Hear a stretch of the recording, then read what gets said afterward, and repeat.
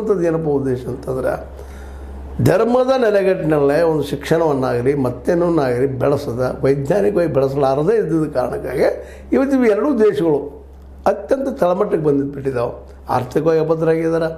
ಮತ್ತು ಇನ್ನೊಂದು ದೇಶದ ಮೇಲೆ ಯಾವಾಗಲೂ ಸಾಲ ಕೇಳೋದು ಮಾಡೋದು ಈಗ ನಮ್ಮದು ಹಂಗಾದ್ರೆ ಇಲ್ಲಂತಲ್ಲ. ಆದರೂ ಒಂದಿಷ್ಟ ಯಾಕೆ ನಾವು ಇನ್ನೂ ಸ್ವಲ್ಪ ಏನಪ್ಪ ಅಂತಂದರೆ ಒಂದಿಷ್ಟು ಹೌದಪ್ಪ ಒಂದು ಸ್ವಲ್ಪ ಅಮೇರಿಕಾದ ಮೇಲೆ ಸಾಕಷ್ಟು ಟ್ಯಾರಿಫ್ ಅದರ ಏನೋ ಬಡ್ಡಿ ನಾವೇನು ಟ್ಯಾರಿಫ್ ಅಂತಂದ್ರೆ ಟ್ಯಾಕ್ಸ್ ಏರ್ತಾ ಇದ್ದಾರೆ 100% ಚೈನಾ ನಮ್ಮ ಜೊತೆ ದೋಸ್ತಿ ಮಾಡ್ಲಿಕ್ಕೆ ಪ್ರಯತ್ನ ಮಾಡ್ಲಿಕ್ಕೆ ಯಾಕಂದ್ರೆ ನಮ್ಮಲ್ಲಿ ಜನಸಂಖ್ಯೆ ಬಾಳದ ಮಾರ್ಕೆಟ್ ಅಡ್ಡಿ ಇಲ್ಲ, ಜೊತೆಗೆ ಕೊಳ್ಳುವವರು ಇದ್ದಾರೆ. ಅದ್ರ ಜೊತೆಗೆ ಏನಪ್ಪ ಅಂದ್ರೆ ಪಾಕಿಸ್ತಾನ ಮತ್ತು ಅಫ್ಘಾನಿಸ್ತಾನದಲ್ಲಿ ಇದ್ದಷ್ಟು ಅಭದ್ರತೆ ಇರಲಿಲ್ಲ ಅನ್ನೋದಷ್ಟು ಸ್ಪಷ್ಟತೆ. ಕಾರಣ ಅಂದ್ರೆ ನಮ್ಮ ಆರಂಭದ ಹಂತದಲ್ಲೇ ಇದು ಇವತ್ತಿಗೂ ಸಹಿತ ಸೆಕ್ಯುಲರ್ ಸ್ಟೇಟ್ ಅಂದ್ರೆ ಧರ್ಮ ನಿರಪೇಕ್ಷದ ದೇಶ ಇದು ಅಂತೇಳಿ ಅಂದ್ರೆ ಜಾತ್ಯತೀತ ದೇಶ ಅಂತಿರೋ ಕಾರಣಕ್ಕಾಗಿ ಇಲ್ಲೂ ಇದ್ದಾರಿಲ್ಲ ಅಂತೆಲ್ಲ ಮೂಲಭೂತವಾದಿಗಳು ಹಿಂದೂಗಳಲ್ಲಿದ್ದಾರೆ, ಮುಸಲ್ಮಾನರಲ್ಲಿದ್ದಾರೆ. ಇವತ್ತು ನಾವು ಕಂಡು ನೋಡ್ತಾ ಇದ್ದೀವಿ ಬಾಬ್ ಲಿಂಚಿಂಗ್ ಆಯ್ತು ಮತ್ತೇನಾಯ್ತು.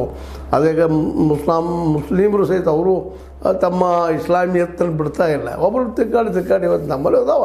ಆದರೆ ಅಫ್ಘಾನಿಸ್ತಾನ ಮತ್ತು ಪಾಕಿಸ್ತಾನದಲ್ಲಿದ್ದಂಥ ಪರಿಸ್ಥಿತಿ ಇವತ್ತಿಲ್ಲ. ಅದಕ್ಕೆ ಕಾರಣ ಅಂದ್ರೆ ಪೂರ್ಣವಾಗಿ ಇಸ್ಲಾಂ ಮೇಲೆ ಡಿಫೆಂಡ್ ಆದಂಥದ್ದು, ಜೊತೆಗೆ ಆರ್ಥಿಕವಾಗಿ ಅಭದ್ರತೆ ಇದ್ದಿದ್ದು.